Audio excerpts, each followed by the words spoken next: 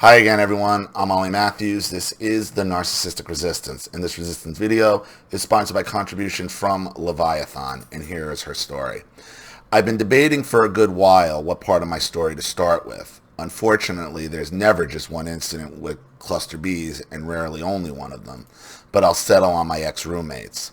The first I'll call Calico, who was my best friend since we were 5 years old. And the next, who she unfortunately married, I'll call him Hemorrhoid for shits and giggles. I'm sending this in from the perspective of someone that tried and failed to get their friend out of an abusive relationship. It's something I rarely see, and I'd like insight into it. I do have a habit of over-detailing, and regardless of my condescending, it may bleed through, so I apologize in advance. Damn, where do I begin? My first encounter with Hemorrhoid was either Calico's 18th or 19th birthday. We're 28 at the moment for a sense of time. We were all sitting around watching YouTube videos for laughs, all of us taking turns on what to show next. Hemorrhoid chose to put on an animated Pokemon porn. Oh, God. Yeah, that should have ended it. That should have just ended it right there. Effectively repulsing everyone, do you think? We all knew something was up with him then. We had no clue about narcissism or other personality disorders then. Look, if this happened before your friend started dating him, that he's showing Pokemon porn, and she goes and dates him anyway, like, you can't save that. Like, you can't save her. Eventually, Calico struck a relationship with him shortly after, moving into her parents' house where she lived at the time to get him out of his abusive household. Slowly throughout the years, all of Calico's friends eventually left, myself being the last. Up until I moved in with them in 2017, Calico would call me up for what I would call reality checks. A lot of these got TMI, and I'm not sure if that's weird in and of itself or not, but rest assured some of that bullshit pops up. She would ask questions like, is it selfish of me to spend money on myself? Is it normal that he claims the world is out to get him? Well, gee, a guy who fantasizes about Pokemon porn would tell me he's a giant fucking child. And anything that she buys for herself, his first thought is, you could have bought that for me. Is it weird I can never talk to him about issues without it being a conflict? Is it weird that I'm strapping on the strap-on and doing most of the fucking? In the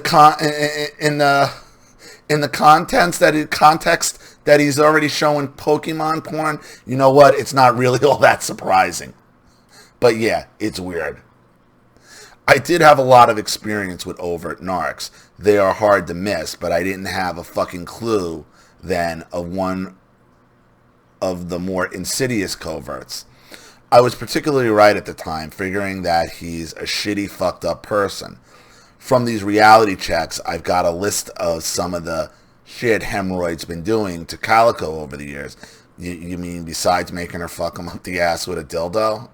With a strap-on? Like, you need more? Some of the more pertinent being Calico's brother caught Hemorrhoid cheating on her, then moved out back to his mommy dearest's house.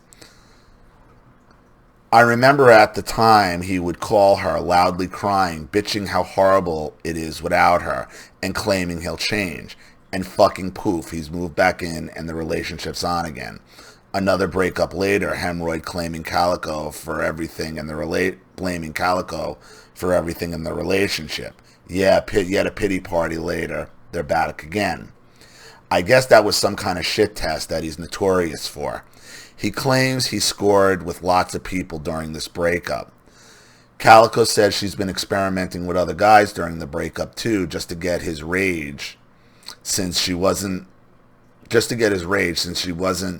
sitting and waiting for his glorious return.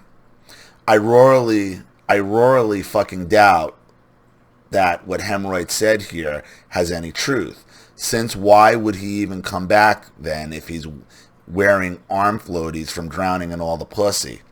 Shit test, I say, and Calico pass, proving then that it didn't matter what he did. She'll take him right back if he played the victim hard enough. Whenever I came over, Hemorrhoid was usually hiding with his gaming laptop, only popping up to stop Calico from whatever to make him food. Whenever we were in the same room, he had a knack for being controlling. Playing a game, he had to butt in and demand you play it his way, and ripping the controller out of your hand to do it himself if you won't. Watching a movie, oh God, you're watching this? This is so stupid. Always critiquing the shit out of everyone and every move they make. They unfortunately got married in 2014. Before that, I was told they were engaged. I said, are you sure? Calico tells me everyone she's told the news to says that, and then start making excuses for Hemorrhoid. He's not so bad. He says he loves me and that'll change. Anything to keep that self-deception and hope going. I was the best man and helped them out. The day we went to get Hemorrhoid's tux. Oh, you're a guy. I thought you were a female. Okay. The day we went to get Hemorrhoid's tux, they arrived hours late. His video games be pretty damn important, it seems. At the wedding, we got to meet Hemorrhoid's parents, and they're exactly what you'd expect them to be. The histrionic mom fake scream crying like it's a funeral, desperately sucking all the attention she can, and the father shutting up and waiting for death. They'll pop up later in this shit show. Soon Hemorrhoid claims he got discharged from the Navy for failing a test to be reinstated, yet got disability checks ever since for his lumbago. I cannot help but question now if he failed or sabotaged that test just to fake a disability and not work again. I even hate it that you look like shit for questioning that. Because disability takes a while to become active, they couldn't stay in the apartment they had at the time, so they decided to move into Hemorrhoid's parents' house. Calico's parents and I helped them move literally the last day they could because of this procrastination. Hemorrhoid being sure to hide, being an anchor when not, and pretty much trying to look busy while avoiding everyone. His gaming computer was the last thing to be packed, of course. Before I get to the part of me moving in with them, I feel I should tell some of my backstory for context to eliminate some very obvious questions. My parents are baby boomers despite me being a millennial. Mom, I'll call that Maloch, being a trash animal, hoarding, covertly incestuous, overt religious, hopping borderline. Dad being the excuse-making, narc-appeasing enabler, becoming and doing anything to make Moloch, I guess that's Moloch shut up. I was forbidden from having a bank account, ID card, my birth certificate, and social hidden, and anything to make me independent, like a driving permit, stolen. Every attempt at getting a job was sabotaged, so I resorted to being an artist online and hiding the money. My sister and I had to leave any way I could. Shortly before I moved out, I had a lucky brief online relationship with what I assumed to be a borderline who at the end wanted me to know that she was cheating on me and demanded that it be accepted and allow it. Dumped instantly. I'm going to stop you there, man. There's no such thing as an online relationship. There's just not. There's no such thing as an online. It's fantasy land. And what I'm hearing in this story is like a lot of childlike bullshit from everybody. From everybody. She tried suicide threats to try to get me back. It backfires. Got the cop called on her and blocked.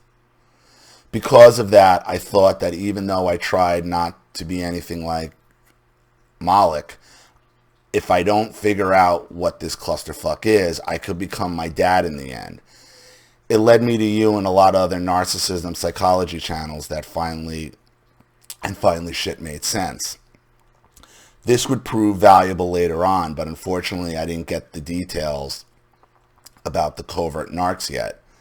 The rest of my backstory will have to be saved for another entry eventually. Early in 2017, Calico and Hemorrhoid moved into his parents' lake house. I helped them move in and clean up the neglected property. You know, man, I'm going to be honest with you. I think you're in love with Calico because nobody does this for a woman like that. Like, I think you're having delusions of grandeur of being with Calico. And if she wanted to be with you, she would have been with you a long time. The house had a mess of overgrowth and ants living in the walls. And that's not that I'm not saying that Hemorrhoid isn't a fucking hemorrhoid. He is. Okay, but you're focusing on somebody who can't be helped. I think you're trying to be Captain Save-A-Ho.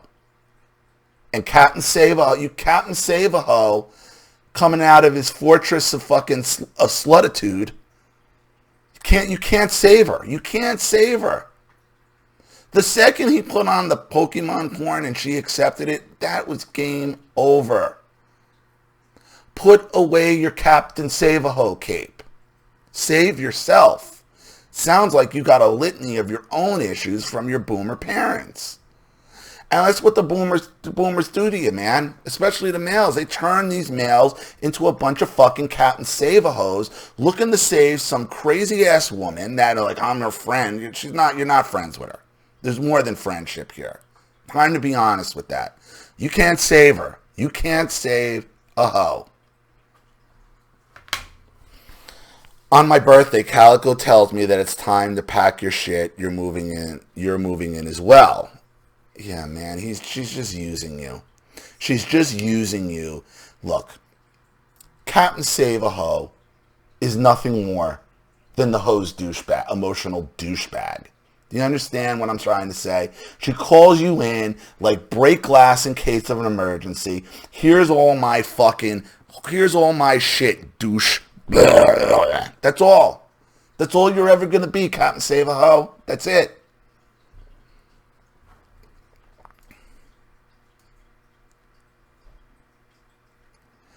I knew then that eventually Hemorrhoid and his mom were going to be a future issue, especially that I would be financially dependent on him now. I felt that I had no other options how to get out, yet I still don't know if I made the right choice.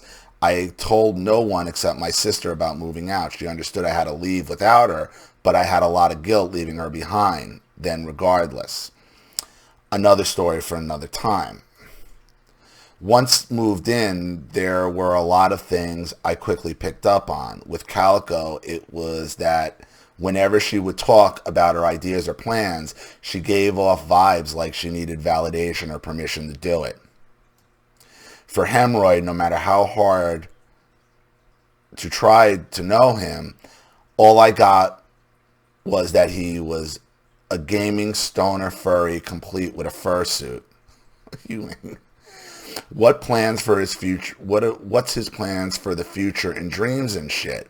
Whatever's the next video game, I guess. He was jealous of my skills as an artist and musician and had this knack for claiming to forget things you asked for in the hopes you give up asking again. He, of course, made sure I knew about his abusive past instantly, and in hindsight, it's clear he's just Norman Bates' mom. His mom. She's being the hypersexual, drunk, attention whore stripper at post-apocalyptic festivals, secretly abusing everyone in her house. Him being the hypersexual, drunk, attention whore fruit suitor at furry cons, secretly abusing everyone in his house. The Peter Pan syndrome was malignant. Within 3 days of moving in, the chaos started. Calico tells me that their bedroom door will be locked. Don't come knocking until we're done. Why would you go knocking on her? Instead, Hemorrhoid starts a day-long fight with Calico, claiming she was telling Leviathan all our intimate secrets. Yeah, because she's using you as her emotional douchebag. Captain Save-A-Ho is not, she's another narc too, I'm telling you. She's another narc. He claims he didn't have a problem with me being financially dependent on him, yet would make passive-aggressive digs like when leaving me home alone for the night, I'd be sure to leave some dog kibble shit. He would, be sure to leave him some dog kibble shit. He would constantly belittle Calico even if I was around or not. Stuff like, oh my God, don't you ever brush your teeth after kissing him. Usually whenever Calico and I would rant, he would butt in with, you make it seem like your life is so hard. Then going over his professional victim speech. And since I got out of an abusive household, I was easily startled. Hemorrhoid made sure to get most out of that reaction, jump scaring even when cutting food or working with tools. Sorry, the impulse comes and I cannot stop, he'd claim. The constant accusing and his foot stomping, wall banging, temper tantrums would become a regular thing and essentially made Calico and I walk on eggshells. Anything would set him off, especially when you couldn't magically read his mind and he would have to do so much to ask for something, hear the word no, or showed an emotion. Each temper tantrum flipped shit since he could kick me out at any time and I had nowhere else to go. His arrogant entitlement kept going with how Calico and I did everything, cleaned, shopped, repaired, while he kept to his gains because he paid the rent and shouldn't so much as clean his desk. I would call him out first, but he didn't run away, would immediately get a rant about how much of a victim he is, thinking it'll work on me like it does Calico, deflect and make you defend yourself against whatever he could think up.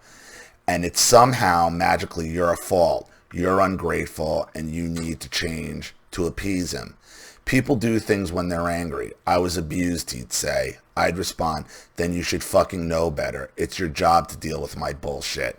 I'd retaliate, it's no one's job to deal with anyone's bullshit, especially when you refuse to deal with it yourself and force it on everyone. At the end of every confrontation, Calico would try appeasing Hemorrhoid, trying to make everyone else change to his demands. The biggest red flag I noticed was that Hemorrhoid would give me shit for researching and getting books on personality disorders. He claims it upset him hearing it when I would show Calico since she was curious about my past. So I watched it in my room alone with earphones or whenever he wasn't around for Calico to watch, yet I got shit. Well, fuck, I wonder why that is. He is even a pretty notorious drunk among this list of shit. He would chug a 4-liter bottle of sangria in a couple hours and then be blackout drunk. The hangovers lasted for days. Calico, of course, chased him every time, cleaning up his shit, piss, and vomit for him. Once he got sober, we got the I'll change, I'll never drink again lie over and over again. You understand? Like, this is their marriage, though. I mean, this is like, and you're going we. It's his wife. Though she's an arc, he's an arc. She's not your wife. And you're trying to play Captain Save-A-Ho. And Captain Save-A-Ho is always going to get burned, dude. And you keep saying we, like you and her. It's, unfortunately, she made the choice to marry him. And that's on her. And all you showing her personality disorder videos and YouTubes and all this stuff is not getting you anywhere. All it's doing is making her life a little easier because she's using you as her emotional douchebag.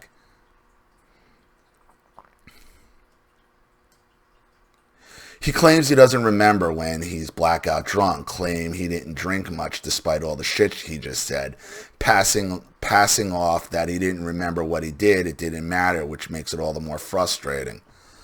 Along with this bullshit going on in the house, Malik started stalking Calico's well-worn parents, trying to get any info where I was. My sister making sure to give a heads up to Malik's schemes. Dad had a minor heart attack, so she took that opportunity to steal his phone, texting me pretending to be him, being nervous about surgery, prodding me to call and visit the hospital. I hanged up once she opened her mouth, never came down, and never trust a call or text from him again. Despite a lot more hoovering attempts at holidays, she still has no idea where I am, luckily. In a couple months in, Calico got a new job as a newspaper carrier that required a lot of work. You might think that rolling up and delivering newspapers is a little thing you do around the block. No, we had 2 towns to cover. She hired Hemorrhoid and I, making the arrangement with me that my cut would go to rent and food, despite never being told what my cut would be or seeing the money no matter how much I asked. At this point, like, you're moving in, like, why aren't you trying to find a job on your own? Like, why are you letting yourself be dependent on these people? Because you're hanging in for her. You're ruining your life, Captain Save-A-Ho. You're ruining your life, Captain Save-A-Ho, in the hopes that this girl's going to see the light and come. She's not. She's not. You're putting yourself all through this. Why? Why aren't you just going to get a job yourself? Why are you making yourself dependent on him for everything? For her. That's why. Fuck it, we did it. And all the new people signed to this position. So we were the only ones who survived the first night. Very quickly, Hemorrhoid became an anchor. Fucking shocking, I know. Spending most of the work nights on his phone, making the rest of us cover him while getting every lazy excuse why. My favorites being him flopping on the floor with his lumbago and my finger hurts. What don't you get about it? Once I decided I didn't want to be invited to his pity parties anymore, he knew he couldn't bullshit me to my face anymore, so would triangulate Calico, sending her to be his puppet, telling me his demands, having to defend myself against bullshit like looking at him wrong and shit. I noticed whatever I told Calico in secret, Hemorrhoid would know, and whatever he said to her, she'd tell me. Apparently, I'm the scapegoat for why everything's wrong, because that's his wife, man. You're talking to his wife in secret about things. It's like, dude, this is not just a friendship, and nobody listening to this is going to buy that. Nobody.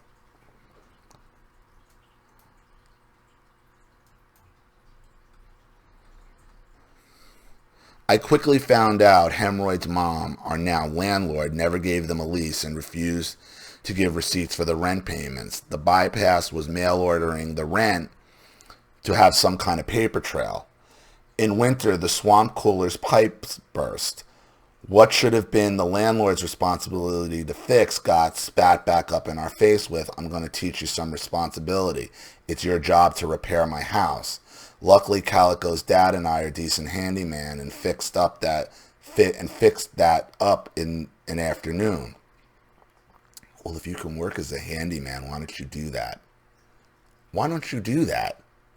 Why are you putting yourself through this for a woman that you say is your friend? She's not. She's not. You're trying to play Captain Save-A-Ho. By summer 2018, the ants came back out of the walls. Calico would get very histrionic at this point, waking up waking up everyone to deal with the ants. I got sick a lot then, and since from the chaos and anxiety, we told the landlord just to be screamed back that if we didn't like dealing with it ourselves, move. That's what we did, despite Hemorrhoids demanding we stay and squat the house just to get back at his mom.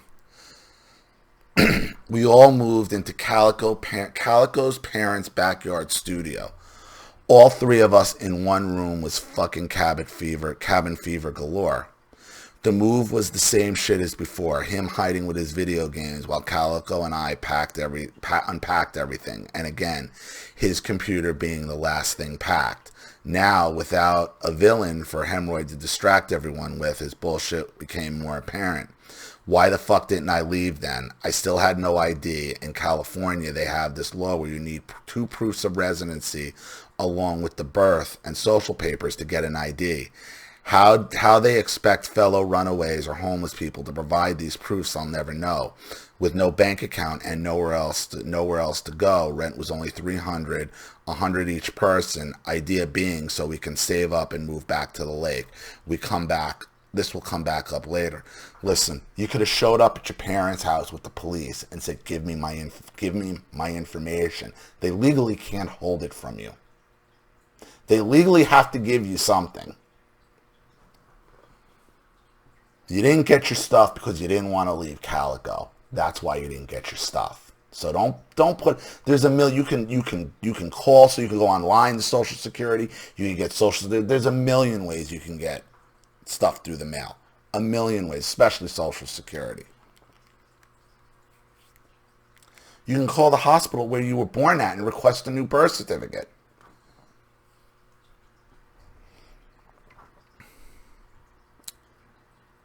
In less than a month, Hemorrhoid got back with his old furry posse and the tension started again. Now I want to make it clear that I have nothing against the furry fandom as a whole, most of my art commissions being furries themselves, but most of them admit they have massive narc havens. I would get locked out of the studio constantly from them fighting all night and immediately still have Calico give me a list of his demands. Yeah, what a friend she is. What a friend, dude. What a friend. I know exactly the pic I'm going to use for this video as well. That's you. The guy on the bottom is you.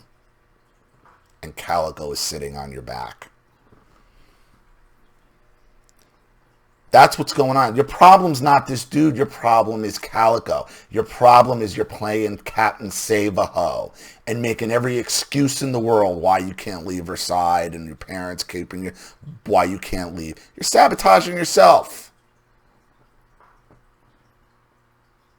You're in a battle for her affection that you lost years ago. Eventually the reason came out for those fights. He wanted a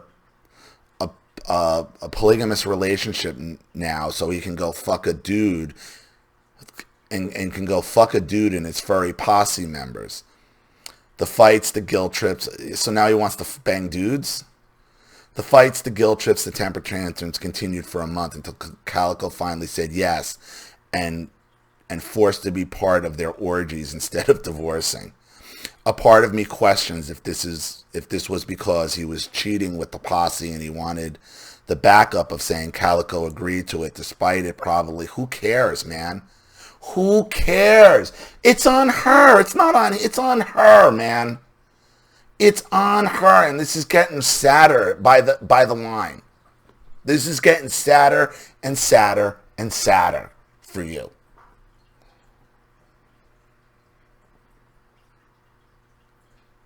A part of me questions that this was because he was cheating with the posse and wanted the backup of saying Calico agreed to it, despite it probably happening before that agreement, if that makes sense, or that he wanted to make it as miserable with Calico as possible so that he would be divorced and use that as to play victim to his new fuck toy.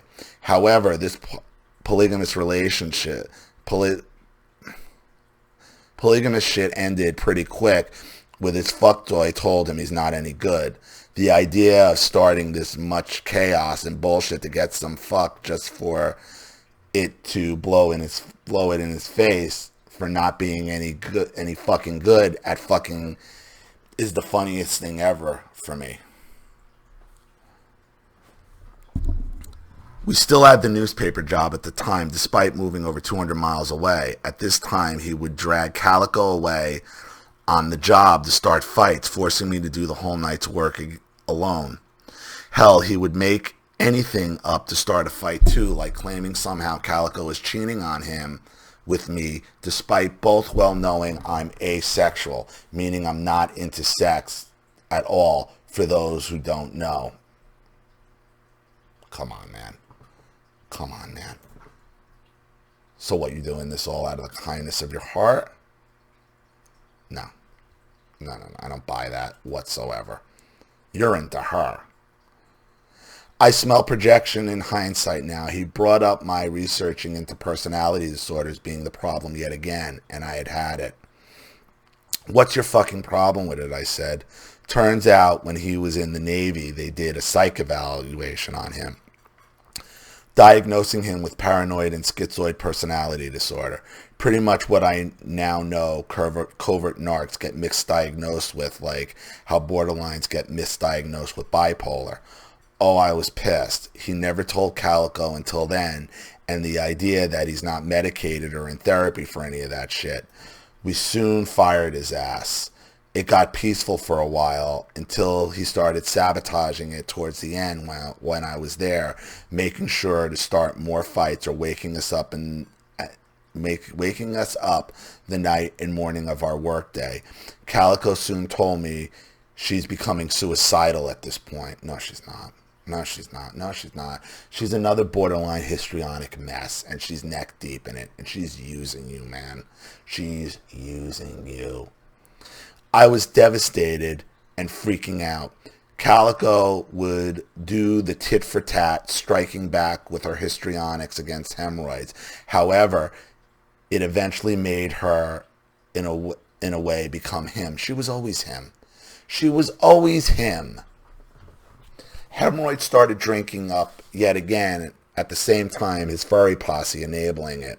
He would harass the household whenever he wasn't puking his guts out and letting me know how selfish I was, and that somehow paying my $100 cut of the rent I work for and the food I'm buying with art commission money, that I don't give him free art, that I needed to grow the fuck up. The irony of Mr. Temper Tantrum telling anyone to grow up, and above all, that he wants to kill me in my sleep. I was done. I wish I had recorded it so he would be fucking gone. I told Calico immediately that I was going to move out and he'll no longer be my problem soon. And like I told you earlier in this video, everybody needs to grow the fuck up. The whole thing sounds childish. Another mess of after another mess of multiple night-long fights, I finally had to sit Calico down and ask why she's taking all this abuse, what's even good for her staying, and why she hasn't divorced Norman Bates yet. I never got an answer, so I told her that he's just a clone of his mom and you deserve better. Hemorrhoid, of course, was told this. His retaliation is to play slap Calico, saying, "Watch out, I'm abusing you." Like, she's abusing you. She runs back and tells him everything you say. Like, how long are you going to keep stepping on this landmine, dude? How long are you going to figure out you are nothing more than her emotional douchebag, Captain Save-A-Ho? I believe to implant the lie that abuse is only physical violence. The next day, I'm told one of Hemorrhoid's furry posse wants us all to come and somehow magically fix this. How, I asked. He, the guy, took one semester of psychology and therapy for his bipolar, and it's more authority on what is abuse or not compared to your bullshit books and YouTube videos. You don't have to be a pilot to know someone fucked up when there's a plane crash, I said. Well, you should have been piloting the plane then. Wow, the allegory went right over his head, apparently. Lo and behold, the mystery guy is Hemorrhoid's fuck toy, saying he can say that I'm biased for claiming Hemorrhoid's abusive, and that he, as a 27-year-old man, just needs to learn that others have the right to say no. He did say I'm the biggest white knight he's ever seen. I agree to that. Captain Save-A-Ho. Yeah, so even he's calling you Captain Save-A-Ho. Even he's calling you Captain Save-A-Ho. That little weirdness made it peaceful for a couple days. Whenever Hemorrhoid's boy toy was around, he'd always try pushing buttons, bringing up my past, trying to get me to explode in front of his new supply. It never worked. I hope the new guy learns quickly that he stops being a flying monkey. I haven't talked to him since, or any of the furry posse. Why were you talking to them at all in the first place, man? Why? A couple days after, Calico asked if I really want to move out, and they claim to be moving out soon. I, of course, say, fuck no, and had to remind her of everything Hemorrhoid has done. Oddly, she forgot about it all, and remembering it brought up her ego defenses. Oh, you realize he was drunk, right? Like a get out of jail free card. Keep going, Captain. Keep going with her. Keep going, thinking she's going to change. He says he really loves me, and he says he'll change. You need to just give him another chance, and you'll see. She even brought up that hemorrhoids are all she's got, despite living with her parents. Can't imagine who the fuck convinced her of that. I finished with, if he really wanted to change, he would have done it already. Our friendship became desolate, and then kept downgrading the more she became more and more like hemorrhoid. I've come to realize there's no rationalizing with people caught up in an abuse fog. It doesn't matter what the facts are. They will do anything to keep the self-deception, keep the hope that they'll magically change, and above all, protect their ego. After all, what does it say about someone who allows abuse to keep happening to them, made excuses for it, and sacrificed everything to appease their abuser? Then again, what does it say for someone to try to keep trying to reason with someone desperate to be deluded for months like I did? Fuck it all. I had the hypocritical self-delusion that if I kept trying, she would finally see reason. I did get my ID and bank account finally around this time, much to my regret for taking so long. So there it is. You could have had it the whole time, Captain Save-A-Ho. You could have had it the whole time. I'm not calling you Leviathan. I'm calling you Captain Save-A-Ho, because that's who you are, Captain Save-A-Ho. And you could have ended this long before, but you didn't, because you wanted what you couldn't have. Though your target, Captain Save-A-Ho's target, is going to use you nothing more as an emotional douchebag, and that's what you are. Towards the end, Hemorrhoid thought it would be fun to slam doors and start fights when Calico and I are sleeping before our work night. The final night, Calico and Hemorrhoid decided that it didn't matter if I was in the same room, they wanted to fuck. I walked out to go sleep in the car. When I got up, she's just as much of a degenerate as he is, man. When I got up, Calico's dad surprised me with clearing out his old RV he used for storage for me to stay in whenever they are fighting. I decided right then to grab all my shit and move in. Calico came in and called out her dad just to be blamed for that night. Somehow it's my fault they chose to fuck in front of me. She brings on Hemorrhoid's argument from before, and that I have no concept of abuse. Yeah, she's cucking you out, dude. She's cucking you out. You are her emotional douchebag. Why? Because you'll stand there and take it. I gave up trying to convince her and had to come to the soul-crushing reality that nothing I do would make her wake up, and worse, made her clutch harder onto her delusion. Also, that was what my empathetic best friend was gutted, and now she practically become Hemorrhoid, spewing out his bullshit word for word, exactly like him, and being just as toxic. So who she always was. A couple days later, on my birthday, May 2019, almost 2 years into this shit show, I gave myself a present and quit that newspaper job, and now solely rely on art commissions. Unfortunately, I'm on the same property as them, but far enough away that I rarely see Hemorrhoid. Weirdly enough, but fuck it, it's a start. It's such a surreal feeling of being grateful for having mundane problems now, being able to sleep without being screamed at and in solitude. However, 6 months into being away, the smear campaign started, which is what convinced me to write this down and send it in. Hemorrhoid's now hunting down some of my commissioners, claiming he's some hero for rescuing me from Moloch and just to play victim at me, trying to get Calico to divorce him. Luckily, my commissioners so far can smell bullshit of someone popping up just to be sabotaging my business. No damage as far as I can tell, yet honestly, I kind of wished I had proof there was a loss of money from his lies so I could sue for slander as revenge. Man, let it go. Let it go. Get out of the trailer. Let it go. Get away from them. You're still hanging in, man. It brings up something I hate, how you think these situations, like hoping he does get violent just so you can free rein to snap his twig limbs. I've questioned if I should tell Calico to show her the proof, but what's the point? Final thoughts. Self-deception is now my personal sin. At least you realize it. The beliefs we have usually are never our own.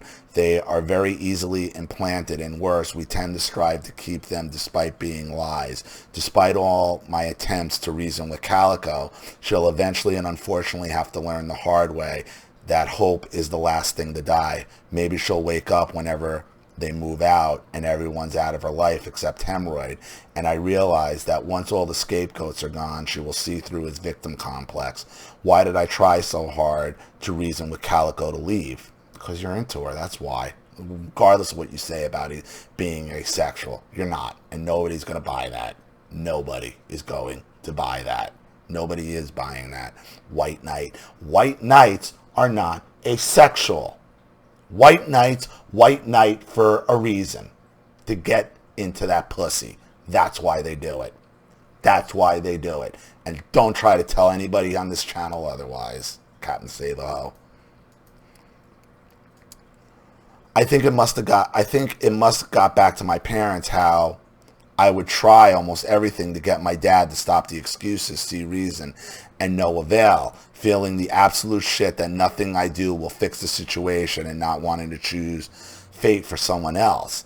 I've had a lot of those what if nights, if there was anything I could have done or said to finally convince Calico. Man. And you're still living her life. You're still keeping yourself up, thinking about this shit.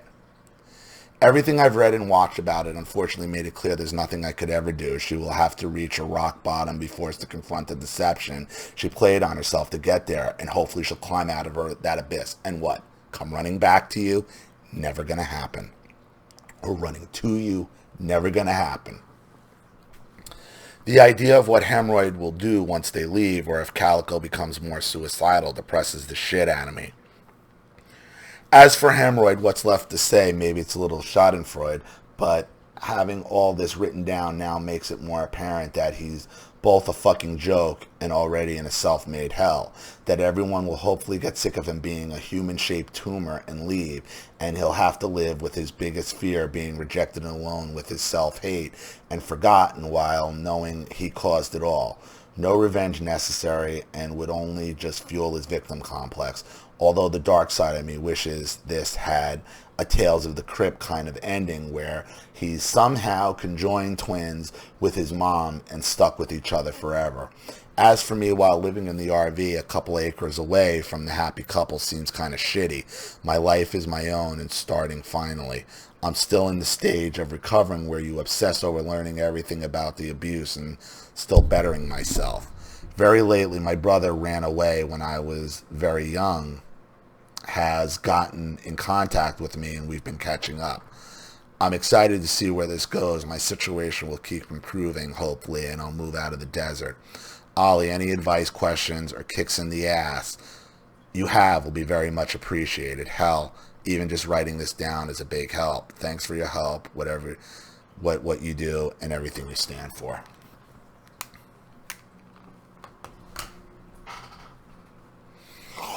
All right. Look. The story you should be writing isn't about this slag, or him, or his furries, or which dude he's banging, or sex. You've been playing Captain Save-A-Ho now, okay, for I don't know how many years. You're still playing Captain Save-A-Ho, sitting in a trailer on the same property, obsessing, hoping that he gets kicked out and she sees the light. Dude, she don't want you. You are nothing more than her emotional douchebag. And that every time you tell her something, she runs back and goes right back to him. How many times are you going to keep grabbing a hot stove? You got brothers that are running away. Your sister wants to get away. Your story starts with your parents, not here. You're telling me some after effect of what went on in your home. That's the story you should be telling, because your mother and your family turned you into an emotional douchebag. Your baby boomer mother and family turned you into Captain Save-A-Ho. That's who you are, man. That's who you are. Stop it. Nobody's believing you're asexual. No one's believing this is just a friendship. No one. No one. You could have gotten your shit together a long time ago, which you've already acknowledged, and you don't. Why? Because you're in love with her, and she don't love you back. She sees you nothing more than an emotional douchebag. Why? Because she's a borderline histrionic herself. She likes the drama. She likes it. She likes it. And she likes watching you twist. She likes causing the drama with you and him. She likes it. And Captain Save-A-Ho is going to be nothing more than a narcissist emotional douchebag. Period. So, I hope that helps. Thank you so much for your contribution and story, Captain Save-A-Ho. I really appreciate it. Thank you to everybody watching. Leave any opinions or advice in the comment section below. And again, if you want your story read on the channel, you have a topic you'd like me to cover, a narcissist you'd like to expose, you'd like to have a private video made, sponsor a video like this with someone who needs help and can't afford it, or just make a contribution to the channel in general to keep it supported, growing, and successful, because this channel survives 100% on contributions from all of you. Without you guys, all this goes away. So if you like what you see here and you want to see more videos like this, you know what to do with the PayPal and email links in the description box. Also, please like and share this video wherever you can. Subscribe to my channel if you haven't, and be sure to click the subscription bell to be notified of all my video uploads. I'm Ollie Matthews. This has been the Narcissistic Resistance. Take care.